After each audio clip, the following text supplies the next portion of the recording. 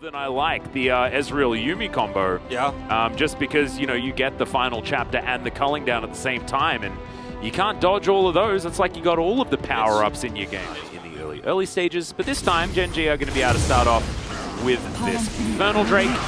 Next dragon going to be the Cloud. So we've got either a Ocean Soul for the very pretty Rift, or some rocks being strewn Level around 6 timing. Soul is, yeah, BDD, not going to flash forward or anything like that, but SOLKA really getting pushed around. Because then you have a Sand Soldier behind you, and then there's no real way that you can get in your 1-2 punch with your bullets. The synergy, right? Rift Maker, her passive, and the Nash's Tooth really all working in conjunction with one another. Sonya's is just so strong. Pyosik, speaking of strong, is looking for the Wind Becomes Lightning. Finds it onto Rascal there as he walks away, burning down to the Brambleback buff. But I mean, look, this is a game where we've got a Jinx and Azir. You're also losing your second Drake. It's going to be a Mountain Soul as well, so very relevant here in this game. It just makes the situation for DRX feel all the worse here. They're only 1,200 gold down, but it feels like they are miles behind, or kilometers if you're outside of America, in terms of where the state of the game is right now. Relatively far up. Does have Flash available and Wild Growth, so it's deceptively durable. Yeah, he's also 2 levels up on Clid, and life is... There's the Flash, though, and the hook is going to be so easy. All right, yep, the stunned Yuumi. For this moment. And they're up a turret. This is a bad situation for DRX, and it's not going to get easier, I can tell you that. Well, Kingen is fighting back here against Rascal. Clid in perfect position. Kingen, of course, still has the Flash. And Rascal, yeah, he's trying to dash as much as possible. There's the Flash that we were talking about. Pyosik wrapping around, but Clid... He's wearing his shoes and rubbing them on the carpet. Yeah. And then it gets channeled out of the pike, as now, thankfully, we're safe from this conversation as the needlework comes through. Kingen with the Wild Growth, trying to dodge the last couple of ults, and does make it far enough towards his inner turret. Pyosik comes around as well. True Shot Barrage connects onto Rascal. There's the Bear Slap hook. Happens once again. Life and Clid together, playing really beautifully here as...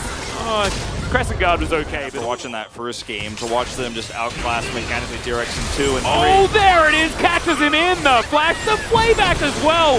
Life is a beast right here. However, the Azir is still going to fall. It's worth it. I mean, this is just a highlight reel for Gen.G, right? You know, that's 2 for 1 because Pyosik was still dead. Sorry, Gen.G.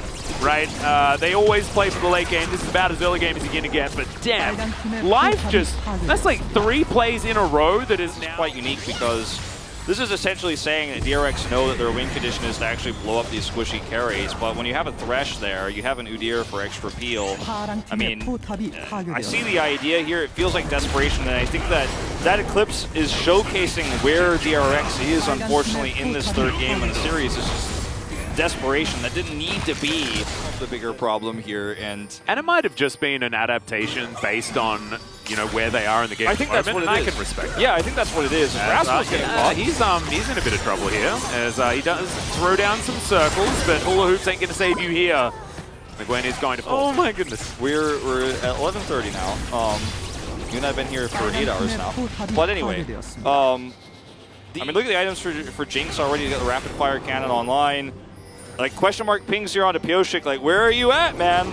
That was for DRX. Yeah, he's certainly on walkabout. Teleport is going to come forward here as Rascal wants to get some revenge. And Crescent Guard comes in, but he's still going to get stunned. The hook is going to connect, and that's exactly the target he's looking for. Pyosik ain't feeling so audacious now as Rascal fighting against 3 people, or 2.5, I guess. This is, you could see the frustration in some of these plays from DRX. They're desperate to make that bot duo push something, and there were literally DRX pings, question mark pings from his own teammates on top of him, and I don't think that was saying, we don't know where they are. They was there, and then he wasn't. Somehow he disappeared with Lulu off the map, and now Gen.G are looking to take a Baron, and it feels really sad because I think this comp for DRX has really shown its age in terms of a best of 3. You had this answer to Nocturne, they didn't play it. Not quite. Nope. They had the answer to Nocturne, you know. You guys did a great job. Watch your base die. It doesn't look so misty with that skin, but you know. No, it doesn't. We'll give it to him. I like it does look like hula hoops, like Technicolor hula hoops. Yeah, I can see it. Can we call the ability Technicolor hula hoops from now on? It's difficult to say in a team fight, but we'll see how we go.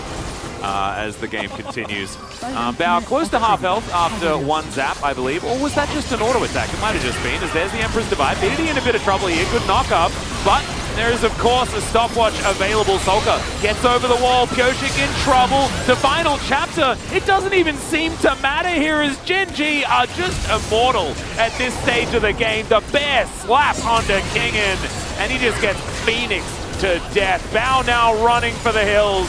And this is going to be all she wrote on this one. Gen.G, they were the expected victors in this series after game one.